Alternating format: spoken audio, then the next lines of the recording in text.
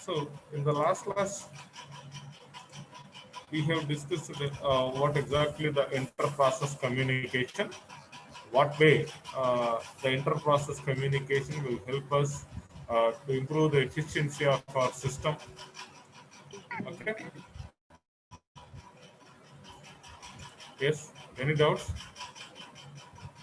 Somebody has unmuted.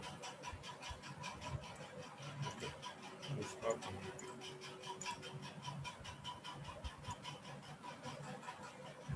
Right. Okay. So, in order to implementing the cooperating process, uh, we need to have this inter-process communication. So inter-process communication can be implemented in different ways. Uh, in that, the shared memory and the message passing is the two prominent techniques which are used in inter-process communication. Now, when coming to the communication in the client-server systems, there are three different types of mechanisms. Here also, our intention is how do we communicate between the process which is running in the client to the process which is running in the server. So here our motto is how do we implement the communication mechanism between the process which is running in the client system to the process which is running in the server system. So that is our intention. So for this, we have three different types of mechanisms. One is by using sockets, and another one is by using remote procedure calls, and the third one is using pipes. Okay, so simply a socket is an endpoint communication. Of course, this was in the last class we have discussed something about this. Once again, uh, we'll discuss it briefly, and then we'll move to the next one. Okay, so socket is an endpoint for the communication. Using this, we can communicate between the two different processes. Right? Especially in the network-based communication, we need to have sockets. So if you observe the file transfer protocol, these all or TFTP, these all uses this socket-based communication. Right? Similarly, in the client-server environment also, whatever the client which it wants to communicate with the server, first it need to communicate with the server socket. Client socket is going to communicate with the server socket with the help of port numbers. Right? Here you can observe 1625 is the port number and 80 is the port number. And this is the IP address of the server system, and this is the IP address of the client system. Okay, so this system is going to be communicated with this system with the help of this port. This is the port number of the client system. Client system. So this socket of this client is going to communicate with the socket of the server. With this, by using this port number, it is going to be communicate. Right? As I told you, the port numbers less than 1024 are called as the well-known ports and is used by the internet services, majority of the cases. Right? Whereas if greater than 1025 will be used by the operating system for processing the system calls.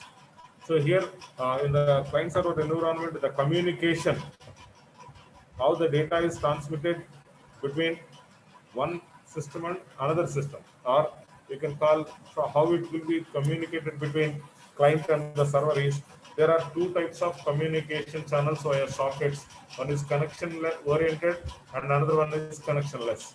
So in the connection oriented communication, there should be a dedicated path between the sender and the receiver. For example, if you're talking about the telephones, where your landline phone is connected to the physically connected to the telephone line, by using which the communication will take place, right? So what is the use of having dedicated path? So there will be a guarantee of data transmission. That means whatever the data that the sender has transmitted, definitely could be received by the recipient, right? But what is the problem with that? So it needs so much of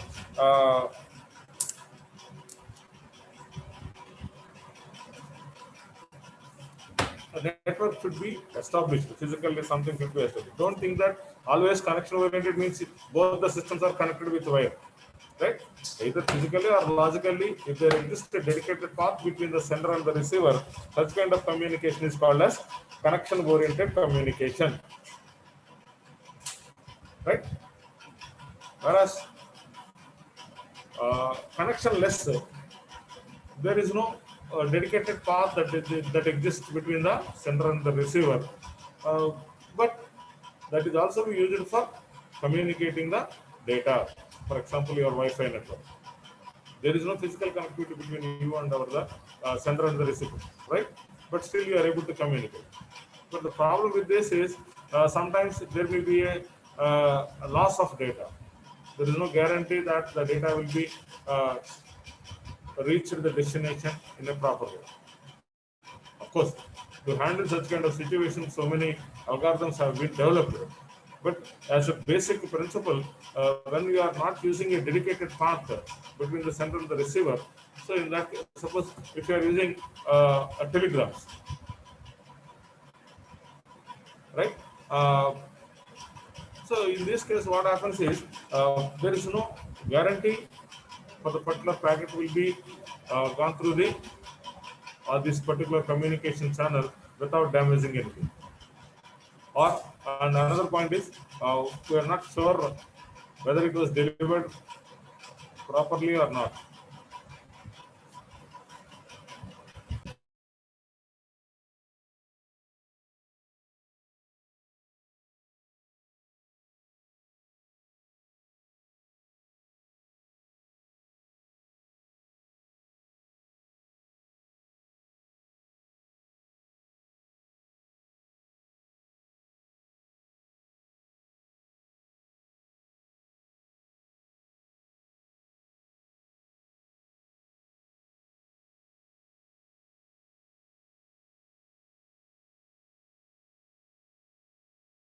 Okay, sorry for the disturbance. Right.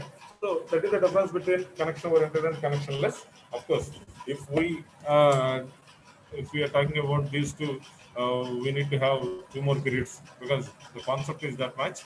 Of course, in the computer network subject, you might be elaborately studied about this connection oriented and connectionless. Until then, you just remember that the communication between the client socket and server socket may exist. That means this path may be either connection oriented or connectionless. So you just imagine if these two are connected with a dedicated wire, what happens in that case? Whatever it was transmitted from the client system will reach the server system without any problem, right? If there is no this kind of connectivities exist between these two, when it travels over the air, there might be a possibility of some impurities may be added to the data, which makes your data gets lost, right? Damage. That is what I mean to say is damage. Or sometimes your data may be corrupted while you're transmitting on the air when it reaches the destination point. So this is the problem with the connectionless, but it don't require any kind of setup to transmit the data when you're talking about connectionless. Whereas when you're talking about the connection oriented, you should establish some setup for transmitting the data. So if by using any one of these two communication mechanisms, the socket is helpful for communication between client and the server. So that is one kind of mechanism which we can use it in inter-process communication in client-server environment. Okay. Now, next coming to the another approach is remote procedure calls. Just like how we'll make a call to our functions when you are writing multiple user-defined functions in the C program, what way we can call? Just simply by writing the name of the function and whatever the parameters that are required. Okay, so simply by writing the name and followed by the parameters if exist, so that automatically control will be moved to the definition of the function. In the similar way here also, we'll use the remote procedure calls to communicate between the client system and the server system, right? How it will be done is every system will have stubs. Okay, by using this, one can communicate with the others. Okay, for example, this is the client system and this is the server system. So here our intention is we want to communicate. That means the process which is running in the client system wants to communicate with the process which is running in the server. So in order to implement this communication process, how this remote procedure call will help us, let us have a look at it, right? So the implementation of this remote procedure calls involves steps in both the ends. Okay, the local procedure call, the local procedure means whatever the process which it wants to communicate with the server, that need to call the client sub. Okay, client sub, it will be call upon the local procedure, then it will be passed to the call will be passed to the remote process. And then what happens here itself is the RPC system. RPC stands for remote procedure call. This system packages up. That means this system will prepare one packet, just like how the Amazon or other e-commerce websites are going to deliver the products.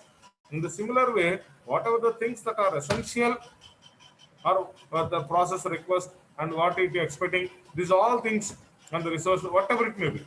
Okay, all the things which are essential for the processing the client process will be packaged and transmit to the remote system. Okay, initially this client process will make a call to the client sub. The client sub is able, this is only the point which can communicate to the RPC system. Okay, so this is the what we can call, this is the one of the important function that will make utilize the services of this RPC, right? So this client sub will make a call to the local procedure, then it will be transmitted to the RPC runtime. So what RPC runtime will transmit the data is whatever the things that are packaged by the RPC system with the parameters and all will be transmitted to the RPC system. So in the destination means in the server system, whatever it was received from the client will accept all these parameters and it calls upon the local procedure. Local procedure of what? The server procedure. Because the client made a request, that request is passed to the server RPC runtime. Server RPC will accept that request and it will be redirected to the concerned process, because to whom it wants to communicate, just simply the remote destination or remote RPC runtime will redirect the client request to the process which is running on the server. So that process will accept this data and do something, and whatever the results that it was returned, if it returns anything, if it does not return anything, then no issue. If it returns anything, again that will be packaged and that package is submitted to the runtime environment of the server, and then the runtime RPC runtime environment of the server will translate it to the client. So just simply, whatever the way your request is processed, right? For example, you can take the best example is your Gmail. When you submit your credentials, like your username and password, so those are the important parameters. Those parameters are encrypted. That means what I mean to say is packaged at your client system, and that will be transmitted server. So what server will do? Server will accept all these things. Will accept all these things means the data, whatever the credentials that you have submitted, those will be decrypted and they will be verified with the data which is available with the server system, and then it grants the permission to the client. This is what happening in the when you are trying to open your Gmail, right? Am I right or wrong? So in this case, what happens? We try to apply this process to the opening a mail. So initially, we need to open the Gmail in our browser, where you can type your username and password. So that is the user process. Now, to whom it is going to communicate? I want to open the contents of my mail in the server. because your Gmail data is available at your Gmail server only, not in your system where you have opened your file, where you have opened your Gmail, right? So in such a way, whatever the process in the client system wants to communicate to the server, just it makes the calls to the client sub, then the client sub will make a call to the RPC runtime, which is available in the client system.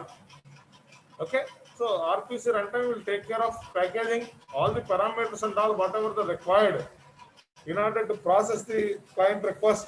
All those things are packaged, and then it will be transmitted to the server system. Server system will accept that request and it will redirect to the concerned process.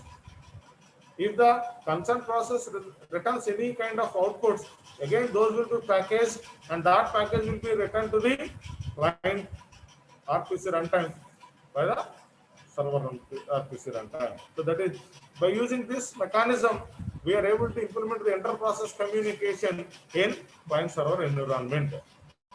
So now let us have a look at about what are the issues that exist in it. An issue is identifying which processor on the remote system a particular RPC is designated for.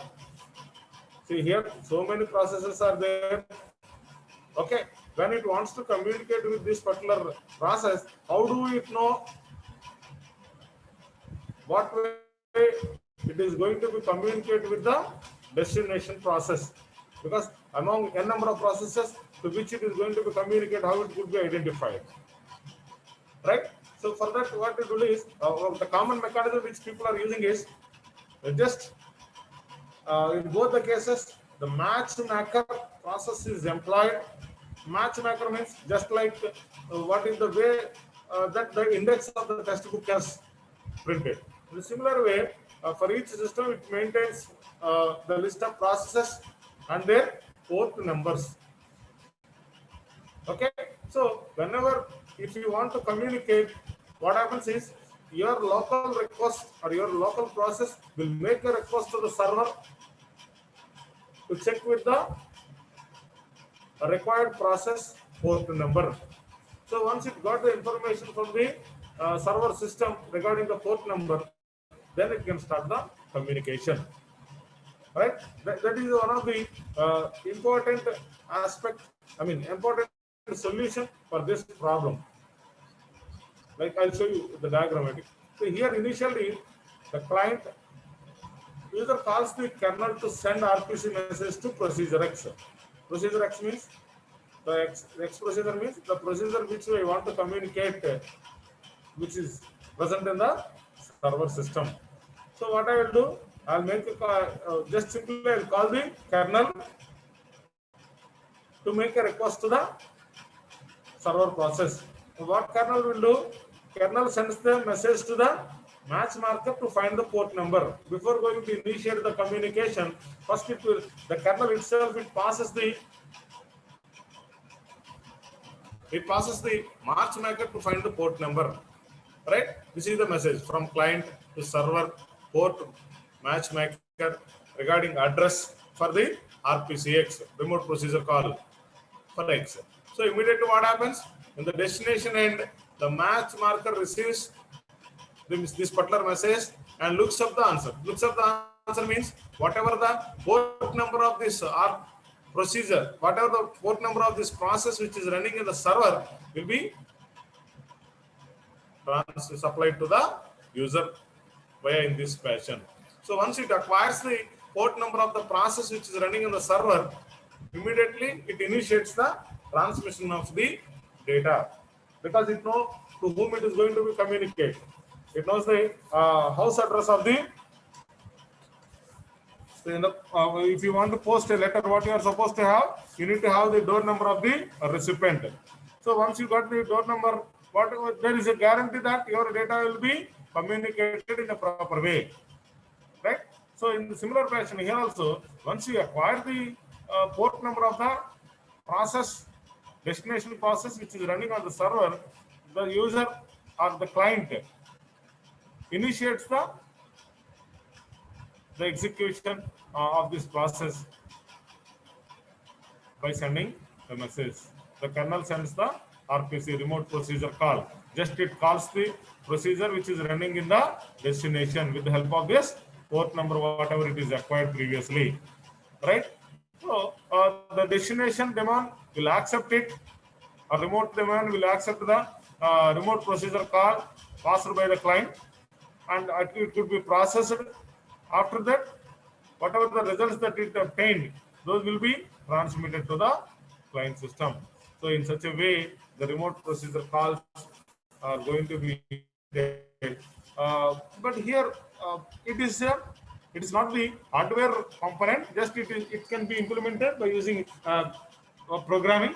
So that you'll have the more flexibility to write, because it is not a standard mechanism. Whatever the way, here our intention is, I want to communicate the process which is running in the client system to the process which is running in the server system, right?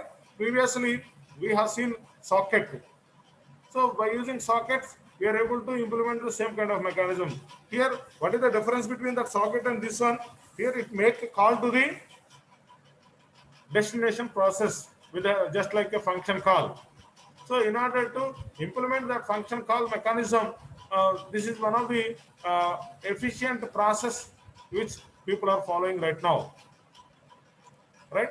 Now coming to the advantages of this mechanism is remote procedure calls support process-oriented and thread-oriented models. So it depends upon your processes, you can define your own mechanism, right? So with that, you can easily communicate with the server and the client system.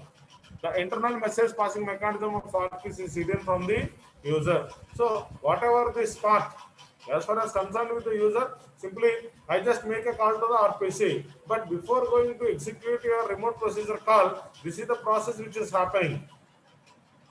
Right? This won't be visible to the user. Well, what the user feeling? Just he has submitted. Yes, I was submitted my task. Probably I will get the response within few seconds. So before going, after submitting the request and before getting the output, this is the process which is happening. It won't be visible to the user itself. Of course, it is not necessary to show it to the users. Okay, the effort to rewrite and redevelop the code is minimum in remote procedure calls, because this is the, you can write your own code for your purpose without following any previous procedure calls. So you have complete freedom. Programmer is having complete freedom to develop the code which can implement the remote procedure calls. So remote procedure calls can be used in distributed environment as well as the local environment. So in all the cases, not only it will be used for client server communication, it can also be used in the local environment when you want to communicate between two different processes. Right? Now, let us look at about the problems with the remote procedure calls. Okay. So here, the remote procedure call is a concept that can be implemented in different ways. It is not a standard. As I told you very beginning, it is not a standard. There is no specific way you are supposed to follow like this. So you can achieve your goal. What is your goal? You are going to communicate with the process which is running in the client system to the process which is running in the server system. So you can follow your own way. You can define your own way. By using that, you can communicate. Right? That is one problem. There is no standard. And another one is there is no flexibility in RPC for hardware architecture. So here we did not worry about, or we did not define any kind of specific architecture for the hardware to implement the inter-process communication. Just it is a software based. So that is the reason we can call this, we are treating it as a interaction based. And there is an increase in cost because of the remote procedure calls. Of course, we are using the huge bandwidth by communicating all these things. It creates the network overhead, because too many times, first it needs to pass information to the server to get the IP address. Like that, it communicates to the server system 2-3 times. So it leads to the network overhead. So that is about remote procedure calls. So what we understood from this is every in the remote procedure call system, every local process, every process, local process means the process which it wants to communicate to the server. Here, this is the local process, and this is the process which is running in this system is called as server process. So, our destination process. The local process may be called to the stub. So, this is only the steps are exist in the both the endpoints, server stub, client stub. Okay, this stub will then make a call to the local procedure. Local procedure means the RPC procedure. So the RPC procedure will pack the client request, process request, and what are the other parameters that are required. Okay, so all these things are packaged, and that package will be submitted to the destination domain, where the destination RPC procedure will forward it to the stub in server stub, and then it will be passed to the concerned process, and whatever the results that it obtained, again that will be packaged, and those results will be supplied to the local runtime. So in such a way, the remote procedure calls will help us for implementing the inter-process communication or communication that exists in the client server environment. Now let us have a look at about the third one, that is pipes, as we have already discussed. Water pipe. Water pipe is unidirectional, only one direction, right? Which is used to transmit the data from one place to another place, right? Now, how this communication channel will help us for communicating the data or communicating two different processes. Okay, so it is the simplest channels of communications between Unix processes. Okay, now here there are four different types of challenges that exist. One is, while implementing these pipes, you need to think about whether your communication is unidirectional or bidirectional communication. Unidirectional in the sense, only one way, one entry and one exit. That's it. Always the entry point and the exit point are same. Only one side, one way communication. When we are talking about bidirectional communication, how do we implement it? If both the processes want to communicate, then in such case, how do we implement it? Whether we need to add one more pipe, one is for forward direction and another one is for reverse direction, or is there any some other mechanism, right? Programmatically, whether you have developed a mechanism, how you can utilize a single pipe for both the communication. That is, you can think about in the bidirectional communication, half duplex or full duplex. Half duplex means, suppose if you have sender A and sender B, at any given point of time, the communication channel can be used by either A or B. At any given point of time, only one is able to use. For example, A wants to send some data to the B. Okay, so now the communication channel is occupied by A. Until A releases this communication channel, B has to wait. B has to wait until it releases it. Right? So after passing the data or after completion of the A's transmission, then we will start utilizing the communication channel. So in such a way, in the off duplex mode, at any given point of time, only one process. Here ABR you can treat as a process, or AB as two different systems, whatever it may be, right? But here we are talking about what way they are going to be communicated. That is very important. So half duplex and the off duplex communication, at any given point of time, only one process is able to utilize the communication channel. Whereas in the full duplex, both the processes can communicate simultaneously. So here you are going to use it, or you are going to implement the pipe, whether it is in off duplex mode or in the full duplex mode. And there must be a relationship such as parent and child exist between the processes. Otherwise, what happens if there is no relation? So how do we communicate? Because within the pipe, like in the previous cases, socket and RPCs, there we'll use some port numbers and all. By using that, we are able to identify the destination processes, okay, through which we can implement the data. But here it is not like that. So that is the reason there should be a relationship should be exist, whether it is parent child or something else. Okay, can pipes communicate over a network or only the same machine? So whether these pipes are capable of transmitting the data over the network, or they are capable of only handling the data transmission in the same machine. So these are the different key considerations that need to be considered while implementing the pipes, right? Now, let us have a look at it. The ordinary pipes are, there are different kinds of pipes which addresses the issues which we have discussed previously. Okay, the ordinary pipes are unidirectional. That means with regarding end and writing end, reading end and writing end. One end is meant for reading the data and another one end is for writing the data. If the bidirectional communication are needed, then a second pipe has to be placed. I'll show you the diagram how it could be.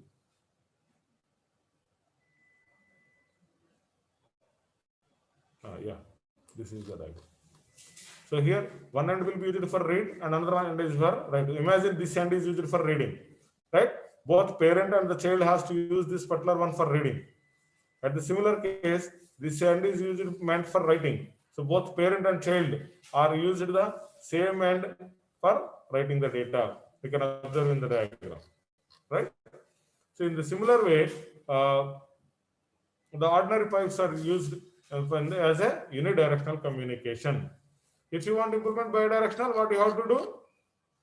You need to define the same kind of another pipe. By using two pipes, you can implement the bidirectional. In that case, what happens? One is used for forwarding the data, and another one is used for transmission of data in the backward direction. Right? So now, in the Unix, ordinary pipes are created with the system called int pipe of int FD. FD stands for file descriptors. File descriptor is a integer value. If it is 0, it could be successfully, it was opened. If it is -1, there will be an error. Example, if you open a Word document, right? Whatever the number of files which are already opened, you can observe my screen. Here the folders, OS section 1 is opened, Zoom is opened, okay, web browser is opened, followed by, so here these are the files which are already opened. So operating system, what it does is internally it will assign some integer value to all these opened files. Okay. After that, if you want to open a new file, immediately it will allocate it with another number. So that number is called as file descriptor. Hope you are all clear with this. So if the FD of 0 is filled in with the file descriptor for reading end of the pipe. If it is 1, for writing end of the pipe, we can observe the diagram. FD of 0, which is meant for reading. FD of 1, which is meant for writing of the data. Right? So in the child process itself, if FD of 0 represents the reading. Okay, and the child process itself, FD of 1 is used for writing end. You can observe one end is used for reading and another one end is used for writing in the ordinary pipes. Hope you are all clear with this, right? In such a way, you can implement the communication between one process and another process, right? So that is about pipes. In this, another variant is named pipes. Named pipes supports the bidirectional communication, the communication between non-parent child related processes. Previously, what we have discussed, if it is the ordinary pipe, there should be a relation should exist between parent and child, because otherwise parent is going to create the child, so that there should be a connectivity between those two. With that connectivity, using these pipes, we can transmit the data from one process to another process, right? When coming to the named pipes, if you want to communicate with non-parent child processes in the bidirectional communication, you can go with the named pipes. Okay. In this, the named pipes are termed as FIFOS and appear in ordinary files in the file system. Right? You can use the calls, system calls like MKFIFO, and you can manipulate the data with read, write, open, close, etc. So these are all the various system calls used in the named files. Okay, so this is meant for bidirectional communication. If it is single communication, you can go with the ordinary pipes. When you want to implement bidirectional communication, you can go with the named pipes. But whatever it may be, the communication that you have adopted, that is meant for exchanging the or implementing the communication between two different processes. So in such a way, you can communicate between the process which is running in the client and as well as the process which is running in the server system. That is about inter-process communication. Hope you are all clear with this. Or still, if you have any queries, you please ask me. Now I will allow you to unmute yourself.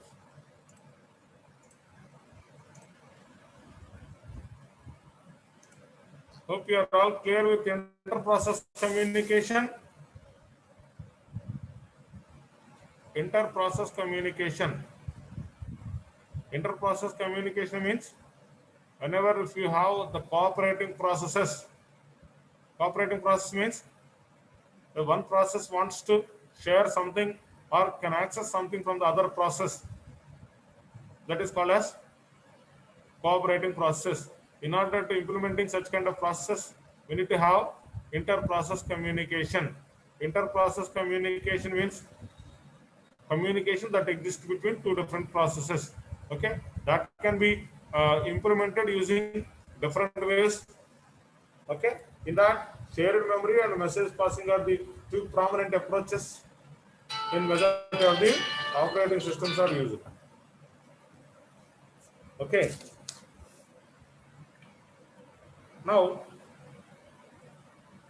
if you look at about the communication of the client server environment, where we'll use the pipes, sockets, and remote procedure calls as the procedures for implementing the IPC, inter-process communication. So these things are clear or not? This is very important, and you may get a question in the end examination. Is it clear or any queries? If it's clear, we'll move to the next one. Otherwise, we'll discuss once again. If anyone is having any query, you can unmute yourself and you can ask. Or even drop a message in the chat box.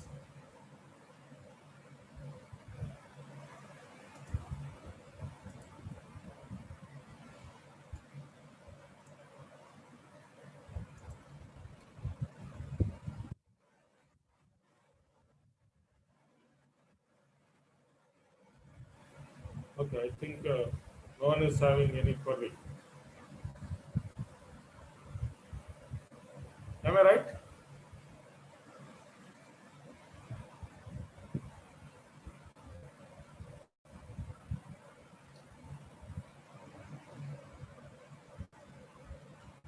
Okay, fine.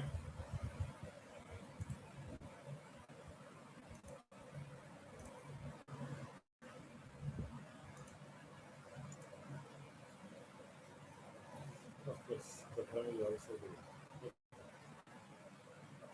Now, just let me introduce a new concept, an important concept. Another important concept is threads. A thread is a basic unit of CPU utilization, a basic unit of CPU utilization, or you can also call it as a lightweight process. A thread is a lightweight process consisting of a program counter, a stack, and a set of registers. So every thread may contain program counter, stack, and a set of registers. Okay. So what I mean to say is, you can imagine a process may contain any number of threads, just like the C program may contain any number of user-defined functions. Okay, there is no limitation for that. Here also there is no limitation. So now, why we need to have the threads, right? So in order to make the parallel execution of your process, we just break down into some subparts. Those subpart, a process is going to be subdivided into sub-process. That sub-process you can call it as a thread, which utilizes the CPU, because in order to execute a part of the process also, it need to get the services of CPU. Okay, so that subpart you can treat as a thread, not treat, it is a thread, right? In order to, what is the use of it?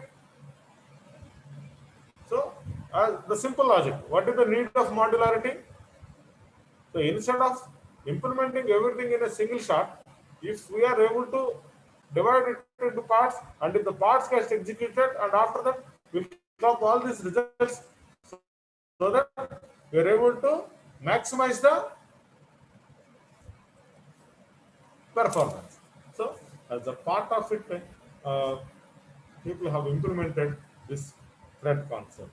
Okay, so every thread will have some program counter, stack, and a set of registers and a thread ID. These are the essential parameters of the thread. For example, if you open a Word document here itself, right? In this, there are so many features are available. Right? Why we need to have all these things? For inserting something, for design something, for layout we have some options. Why we need to have all these things? Yes, these all things are used for properly design our document. Okay, so you can treat each and every option as a thread.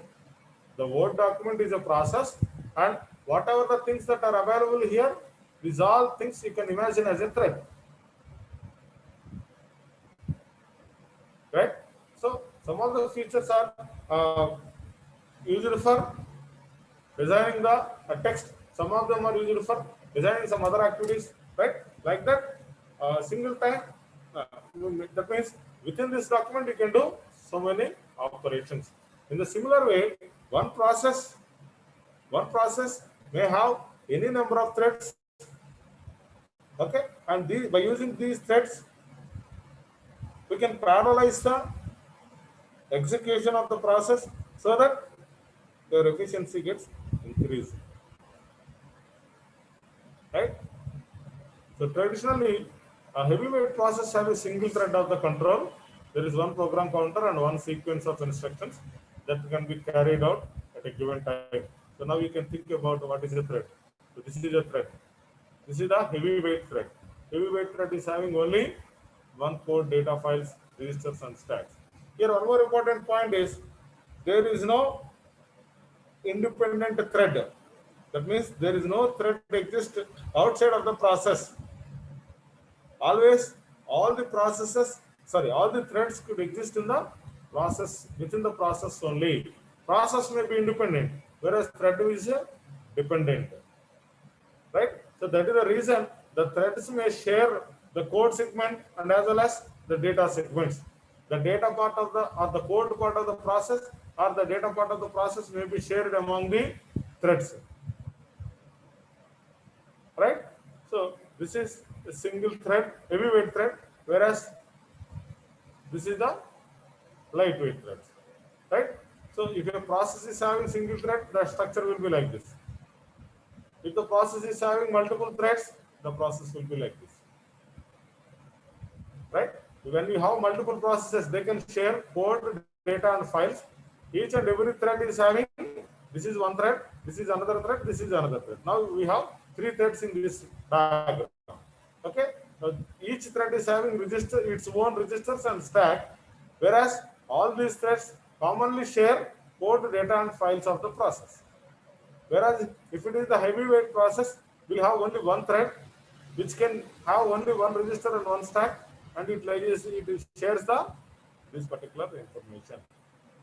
So that is about introduction, right? We'll see in the next class elaborately about all these things, right?